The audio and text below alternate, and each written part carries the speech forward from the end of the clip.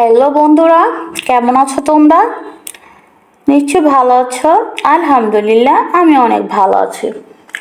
বন্ধুরা, আগের ক্লাসে তোমাদেরকে আমি ছোট হাতের এম লিখে দেখিয়েছিলাম। আজকে বন্ধুরা তোমাদেরকে আমি ছোট হাতের এন কিভাবে লিখতে হয় সেটা তোমাদেরকে আমি লিখে দেখাবো। তাহলে বন্ধুরা, তোমরা আর বসে না থেকে আমার সাথে লেখা প্র্যাকটিস করো। বেশি বেশি লেখা প্র্যাকটিসের মাধ্যমে তোমরা সুন্দর একটা হাতের লেখা লিখতে পারবে।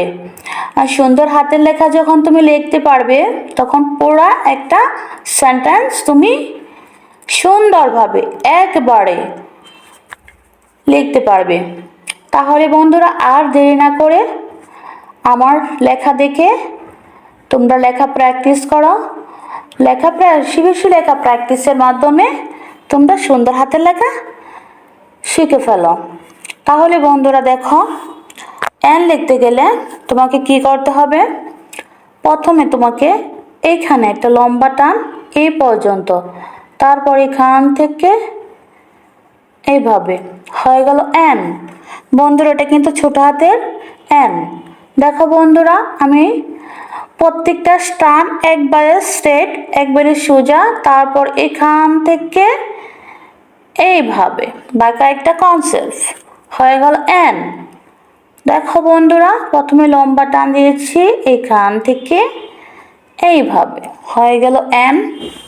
দেখো বন্ধুরা, আমি আবারও লিখব।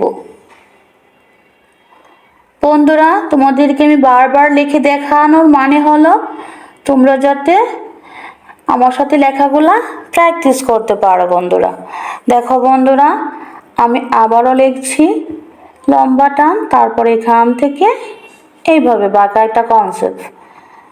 দেখো বন্ধুরা, আমি কত সুন্দরভাবে আমি এন লিখতে পারছি। তাহলে বন্ধুরা, তোমরা আমার সাথে কতটুকু লেখা শিখতে পেরেছো সেটা আমার কমেন্টের মাধ্যমে আমাকে জানাও। আর তার আগে তোমরা যারা এখনো কানিজ ফাতেমা ইউটিউব চ্যানেলটা এখনো সাবস্ক্রাইব করোনি, প্লিজ তোমরা কানিজ ফাতেমা ইউটিউব চ্যানেলটা এখনই সাবস্ক্রাইব করে ফেলো। আর আমার ভিডিওতে লাইক করো, কমেন্ট করো, বেশি করে শেয়ার করে দাও, যাতে করে তোমাদের অন্য বন্ধুরাও শিখতে পারে। পরবর্তী নতুন আরেকটা ক্লাস নিয়ে তোমাদের সামনে আমি উপস্থিত হব। এই পর্যন্ত তোমরা অনেক ভালো থাকো, সুস্থ থাকো। আল্লাহ হাফেজ বন্ধু।